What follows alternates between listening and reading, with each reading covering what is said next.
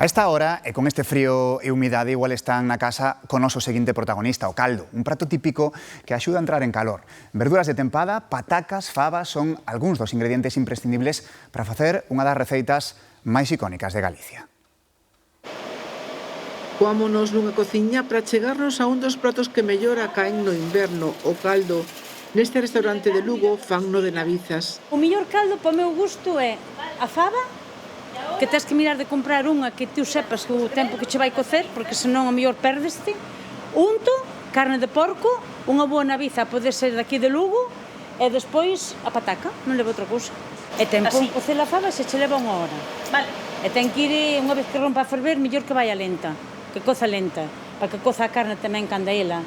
Nada mellor que unha cunca de caldo para entrar en calor, pero neste restaurante figura a carta durante todo o ano. En demanda compite con outro produto típico. Casi tanto como o pulvo, casi. O turista ven e mira a carta e ve caldo galego, e algúns chaman a sopa galega, bueno, pois dá igual o que lle chamen, pero sí que o piden, sí. Como din moitas veces a comida mediterránea, nós aquí tamén a temos. Nun mesmo plato, témolo todo.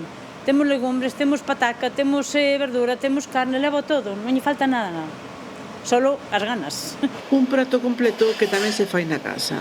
Nesta froitaría notanno cando chega o inverno. Cando empeza a vir o frío por aquí, o único que queren xa é o caldiño, queren naviza, queren berza, e xa empeza a cachucha, e o butelo e é o que máis demanda a xente. Un prato con moitas versións e moito sabor.